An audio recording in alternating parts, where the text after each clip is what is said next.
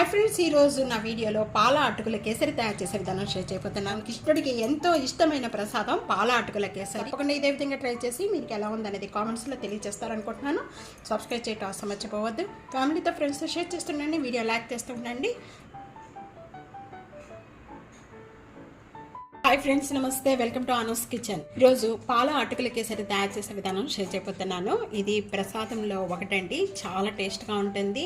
కృష్ణుడికి ఎంతో ఇష్టమైన ప్రసాదం ఇది. తప్పకుండా ట్రై చేయండి, చాలా బాగుంటుంది. పాల అటుకుల కేసరి తయారు చేసుకోవడానికి ముందుగా కావాల్సిన ఐటమ్స్ చూద్దాము. 1 కప్ అటుకులు.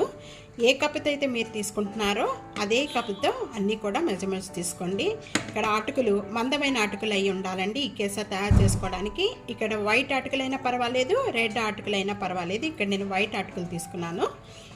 1 కప్ షుగర్, 1 కప్ మిల్క్, కొద్దిగా ఫుడ్ కలర్ ఆరెంజ్ కలర్ తీసుకున్నాను. కేసర్ అనేది ఆరెంజ్ కలర్లో ఉంటుంది కాబట్టి నేను ఇక్కడ ఆరెంజ్ కలర్ యూజ్ చేస్తున్నాను. గీలో రోస్ట్ చేసిన బాదం అండి. పప్పు ప్లేస్లో జీడిపప్పు కూడా తీసుకోవచ్చు.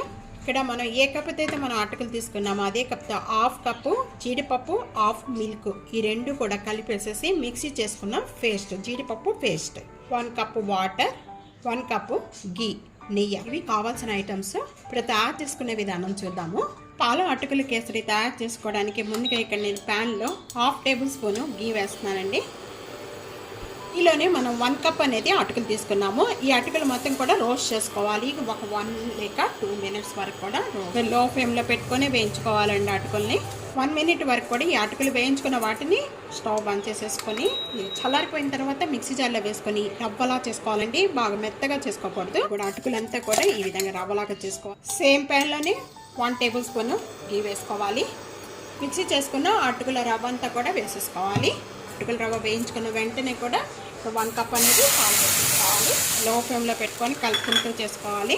ఇక్కడ మనం 1 కప్ తీసుకున్నాము. 1 కప్ మిల్క్ తీసుకున్నా 1 కప్ వాటర్ యాడ్ చేసుకోవాలి. దీనిలోనే అంతా లో ఫ్లేమ్లో పెట్టుకోవాలండి కేసరి తయారు చేసాము. ఈ అటుకుల రవ్వ అంతా కూడా ఈ విధంగా టైట్ అయిపోయిన వెంటనే కూడా 1 కప్ షుగర్ యాడ్ చేసేసుకోవాలండి. మొత్తం కలిపేసుకోవాలి. ఇదంతా కూడా షుగర్ వేసిన వెంటనే మొత్తం కూడా బాగా పల్చగా అయిపోద్దండి. ఏమి ఉండలేమి లేకుండా బాగా సాఫ్ట్గా ఉండాలి. 1 కప్ అటుకులకి 1 కప్ అండి షుగరు కరెక్ట్గా సరిపోతుంది. కొద్దిగా తీపి ఎక్కువగా తినేవారు ఉంటే కనుక కొద్దిగా వేసుకోవచ్చు. షుగర్ బదులు బెల్లంతో కూడా చేసుకోవచ్చు అండి, చాలా టేస్ట్గా ఉంటుంది. ఈ విధంగా టైట్ అయిపోయిన వెంటనే కూడా 1 టేబుల్ స్పూన్ గీ యాడ్ చేసుకోవాలి. కొద్దిగా 1 టేబుల్ స్పూన్ వేసుకుంటూ కూడా ఈ విధంగా కలుపుకుంటూ కూడా కేసరి తయారు చేసుకోవాలి. ఈ పాల అటుకుల కేసరికి జీడిపప్పు పేస్ట్ వేయటం వల్ల చాలా టేస్ట్గా ఉంటుంది. తప్పకుండా ట్రై చేయండి, చాలా బాగుంటుంది ఈ స్వీట్. ఇదంతా కూడా ఈ విధంగా బాగా టైట్ అయిపోవాలి. ఇలాచీ పౌడరు, 2 యాలక్కాయ పౌడరు, గీ యాడ్ చేస్తున్నాను. ఇక్కడ మధ్య మధ్యలో 1 టేబుల్ స్పూన్ గీ యాడ్ చేసుకుంటూ కూడా కేసరి తయారు చేసుకోవాలి. కరెక్ట్గా 1 కప్పు పడుతుందండి. దీంట్లో 1 యాడ్ చేసుకుంటూ కలుపుకోవాలండి. కేసరికి నెయ్యి అనేది ఎక్కువగా తీసుకుంటేనే చాలా టేస్ట్ వస్తుంది. కరెక్ట్గా ఈ నెయ్యి అంతా కూడా వేసేసాను. ఇంకా ఇవి వేసేసిన వెంటనే కూడా మొత్తం బాగా కలిపేసుకోవాలి. టైట్ అయిపోయింది, దగ్గరికి వచ్చేసి చూస్తున్నారు కదా కేసరి.